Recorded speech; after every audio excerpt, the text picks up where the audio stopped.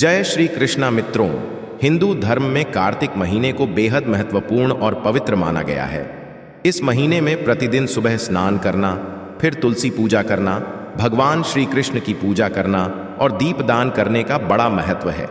ऐसी मान्यता है कि कार्तिक मास में भगवान श्री कृष्ण और देवी राधा की विधि विधान से पूजा करने, भोग लगाने और व्रत कथा पढ़ने से पूरे साल कुंज बिहारी का आशीर्वाद मिलता है। कार्तिक महीने में जो इस कथा का श्रवण करता है उसको जीवन में कोई दुख नहीं मिलता है। चारों तरफ से खुशियां आनी शुरू हो जाती हैं। मां लक्ष्मी की कृपा से धन धान्य की कमी भी नहीं होती है। मित्रों, इस वर्ष कार्तिक महीना 18 अक्टूबर से शुरू होकर 17 नवंबर 2024 तक रहेगा। कार्तिक मास की कथा हम सुना रहे हैं। आप पूरे मन से और अंत तक कथा का श्रवण करिएगा और वीडियो को लाइक और शेयर भी कीजिएगा। तो चलिए शुरू करते हैं कार्तिक मास की कथा।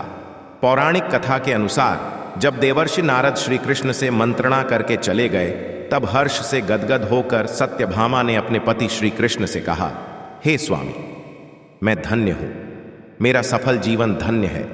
मैं अपने को कृतकृत्य समझती हूं। मेरे जन्मदाता वे माता पिता भी धन्य हैं, क्योंकि उन्होंने निःसंदेह त्रैलोक के सुंदरी मुझ सत्यभामा को जन्म दिया है।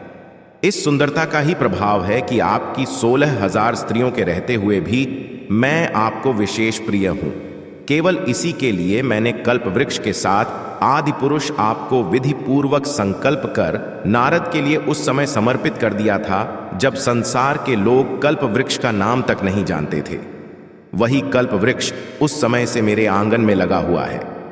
हे मधुसूदन, तीनों लोकों के स्वामी भगवान लक्ष्मीपति की मैं अतिशय प्रियतमा हूं। इसलिए मैं आपसे कुछ पूछने की इच्छा करती हूं। यदि आप चाहते हैं तो मेरे प्रश्न का उत्तर विस्तार पूर्वक मुझसे कहिए, जिसे सुनकर मैं अपना कल्याण करूं, जिससे कल्प पर्यंत भी मेरा एवं आपका वियोग कदापि न हो। इस प्रकार अपनी प्रियतमा सत्यभामा की बातें सुनकर श्री कृष्ण जी मंद मंद मुस्कुराने लगे।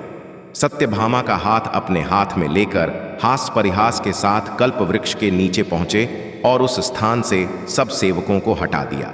सत्यभामा की ओर देखकर हंसे, साथ ही सत्यभामा से पूछा कि क्या तुम वह उपाय सुनोगी। सत्यभामा भगवान के इस अनुराग को देखकर संतुष्ट और पुलकित हो गईं और कृष्णचंद्र जी भी सत्यभामा को देखकर गदगद हो गए। श्री भगवान ने कहा कि हे देवी, वास्तव में इन 16,000 स्त्रियों के रहते हुए भी तुम मुझे प्राण के तुल्य प्यारी हो। तुम्हारे लिए तुम्हारी कल्प वृक्ष वाली जिद रखने के लिए देवताओं के साथ साथ इंद्र से भी लड़ गया था। हे प्यारी, जो तुम पूछना चाहती हो तो वह बड़ी ही अद्भुत बात है। तुम्हें मैं किसी को न देने वाली बहुमूल्य वस्तु को भी दे देता हूं, न करने वाला काम भी करता हूं, छिपाने वाली बात भी कह देता हूं। तो फिर मुझसे पूछने की आवश्यकता ही क्यों थी? तुम्हारे मन में जो प्रश्न हो पूछो, मैं कहूंगा। सत्यभामा ने कहा, हे नाथ, मैंने पूर्व जन्म में कौन सा दान, व्रत अथवा तपस्या की थी जिसके प्रभाव से मैं संसार में पैदा होकर भी संसार की बाधाओं से मुक्त हूं और आपकी अर्धांगिनी हूं। सर्वदा गरुड़ पर सवारी करती हूं। आपके साथ इंद्रादिक देवताओं के यहाँ आपके जाने पर आपके साथ मैं भी जाती हूं। यही मैं पूछती हूं कि मैंने उस जन्म में कौन सा शुभ कर्म किया है। पूर्व जन्म में मैं कौन थी, मेरा कैसा स्वभाव था और मैं किसकी पुत्री थी। श्री कृष्णचंद्र जी ने कहा, हे प्रिय, तुम सावधान होकर सुनो। मैं तुम्हारे पूर्व जन्म की कथा सुनाता हूं। उस जन्म में तुमने जिस पवित्र व्रत को किया था वो बतलाता हूं। सतयुग का अंत हो रहा था। उस समय मायापुरी में एक अत्रि गोत्र वाला देव शर्मा नामक ब्राह्मण निवास करता था। वह समस्त वेदों तथा वेदांगों में पारंगत, अतिथि पूजक, अग्निहोत्री तथा सूर्य नारायण का व्रत करता था। सर्वदा सूर्य देव की उपासना करने के कारण वह दूसरे सूर्य की भांति देदीप्यमान था। उसको वृद्धावस्था में गुणवती नाम की एक कन्या उत्पन्न हुई। देव शर्मा को उस पुत्री के अतिरिक्त कोई संतान नहीं थी। उसने अपनी पुत्री का विवाह अपने एक शिष्य चंद्र के साथ कर दिया। पुत्र विहीन देव शर्मा अपने शिष्य चंद्र को अपने पुत्र के समान मानते थे और जितेंद्रिय चंद्र भी देव शर्मा को अपने पिता के सदृश समझता था। एक दिन चंद्र और देव शर्मा दोनों कुश और समिधा लाने के लिए वन में गए और इधर उधर घूमते घूमते हिमालय के समीप एक उपवन में पहुंच गए। तब उन्होंने एक विकराल राक्षस को अपनी ओर आते हुए देखा। उसे देखकर ये दोनों भय से व्याकुल हो गए। शरीर के अंग शिथिल हो गए और वे भागने में असमर्थ हो गए। यम स्वरूप उस राक्षस ने उन दोनों को मार डाला।